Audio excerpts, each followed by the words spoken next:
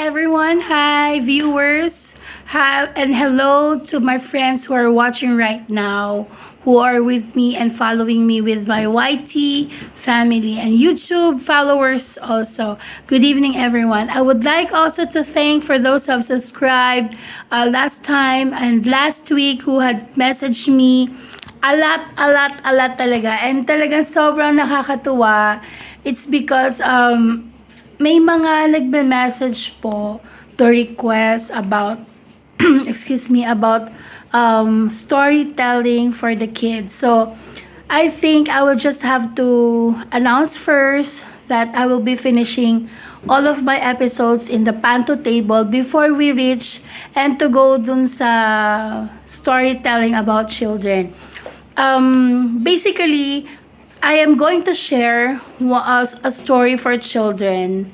And of course, there would be an introduction, details, and conclusions, everything that is needed in a short story or a story talaga.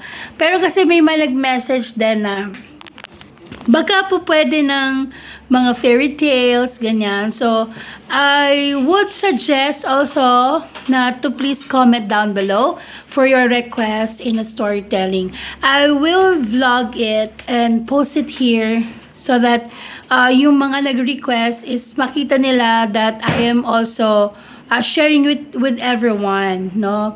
And then, of course, may nag-message din po about Christmas is nearing. So, about Christmas time, we always prepare ourselves into, parang you're gonna prepare everything for the designs, decors ng bahay. Meron din pong mga nagtatanong kung tayo ay nag-observe pa rin ng mga parol or mga traditional ornamental plants din na pwedeng ma-share siya sa YT family followers kung ano yung talagang best design front design ng bahay or even sa door, no, pag entrance ng door sa ating bahay. So we have also messages coming from our followers who are staying abroad, who keep on asking po kung tayo ay maganda pa rin ng mga tinatawag na sinamay or yung mga designs po na traditional na ating nakagawian nung tayo ay bata pa. So, ito po yon. One thing more, pwede po tayong bumiyahe or bumisita ng Quiapo. Marami rin po tayong pwedeng puntahan somewhere in sa mga malls. Pero kung gusto nyo talaga magkaroon ng DIY, you can make Christmas decors out of your own recyclable materials that can be shared, of course, sa mga nanonood and viewers natin, no? So, meron din naman na we can buy sa labas na talagang maa-amaze ka talaga sa mga decors ngayon. Nowadays, maraming lumabas. Branded and some are talagang yung craftsmanship kasi na ginagawa ngayon is more on the traditional with the modern side na nagiging mas may pinapaganda pa or pinagaganda pa. So, nandoon tayo sa mga like for example, yung poinsettia, meron tayong mga bowls, stars, some Christmas trees also doesn't have to be more on the ornaments, yung mga nilalagay na decors. Parang punong-puno. So the spirit of the tree itself, you cannot see it anymore because of the decors that you're putting. Sometimes din po kasi, we also have this kind of, parang nagkakaroon tayo ng, parang sobrang designs na siya. You cannot just put everything together and to make it all parang sobrang dami at hindi na makita yung ating mismong puno. So I suggest to all moms out there po, na sobrang tayo ng S, pasensya na po, na-overwhelm lang po ako sa mga messages na nagsasabi sa atin na baka po pwede mag-request ng mga advices, ano po pinakamagandang ilagay sa Christmas tree.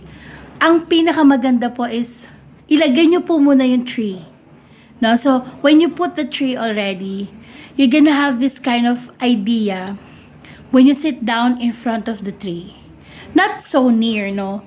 Yun medyo na-view mo siya, kung saan mo siya pinaka-love ilagay with your Christmas tree. So, if you prefer putting up your tree in a corner of your house, or even near the study table, near the, parang malapit sa may, before going up the stairs sometimes. And the best also yung place ng, if you have lanay, no, it's nice also to put Christmas tree sa lanay. Meron din ako mga friends na napakadaming trees na nilalagay. Marami silang nilalagay na Christmas tree sa loob ng bahay nila, which is nakaka-good vibes, di ba? Pag pumunta tayo, wow, para tayo pumunta sa ibang bansa. Merong color pink, may color blue, and of course, the traditional color is green, no, from the tree itself. Yung iba kasi, may white, may pink ngayon, powder blue, purple, lavender itself, yung maganda-maganda pagkalabas ng lavender. May mga lumalabas na iba't ibang klaseng kulay na lumalabas ng ating Christmas tree. But therefore, we prefer always the traditional way. And sometimes, makakita rin tayo ng mga Christmas tree na out of strings na, meron din gawang bakal na, meron din naman gawang sinamay lang, or yung mga tinatawag na, hindi ko alam saan kinukuha po itong mga sinamay, na pwedeng ginagawa siyang Christmas tree. So more on that, you can see different kinds of Christmas tree around here in the Philippines. Meron din naman na gumagawa ng mga recyclable materials, like for using the tin cans, Coca-Colas, meron din mga bottled cans, meron din naman talagang bote talaga siya na ginagawa ngayong Christmas decors. So sa Christmas tree, ang sabi nila, make it natural. Make it the thing na parang when you put it, yung hindi hindi na nakikita yung puno. Meron akong pagkakamali dyan. Minsan kasi na overwhelm ako sa sarili ko na if I see na nakita ko na maraming Christmas decors, natataranta ako.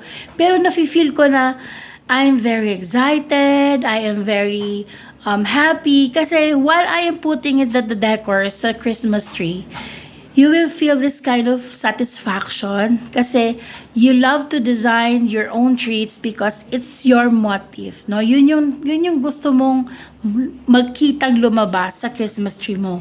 And after that, kahit nakakapagod, masaya ka kasi gusto mo, 'di ba? Meron din naman na you can ask also the help of your children while putting up your trees, no? You can ask them what is the best designs that they wanted to put onto your tree. Meron kasi mga kids ngayon nowadays that they know how to use the DIY. So, it's also nice to ask your children, even though they are teens already, they still have the chance na parang to know na, Mommy, Daddy, can I put this one? Pwede silang gumawa ng ornament by themselves na itong design, itong decor na to, pag sinabit niya to sa tree nyo, sa Christmas tree nyo, you will always remember when he or she put this one, no? Let's say, for example, this year, he or she contributed this design. It's because po, makikita mo na-inspire siyang gawin yon. So, that is out of creativity of your children. So, I also suggest for those who are moms out there, sa mga daddies who are very busy working, while the moms at home, or even working moms, at malapit ang 13-month pay ng mga parents, I'm sure mapupuno ang mga malls because of the Christmas is nowadays, I mean, it's seasoned already. So, it's everywhere.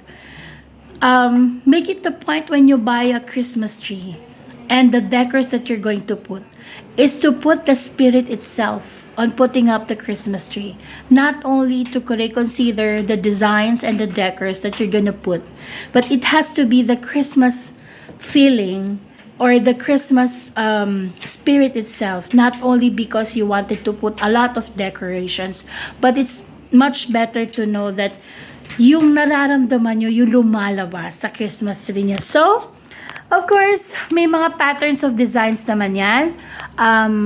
I always prefer the original, the traditional one. But of course, my favorite color is pink. Before, I had this, the Christmas tree is white. So everything comes along. Red is number one to pattern everything. In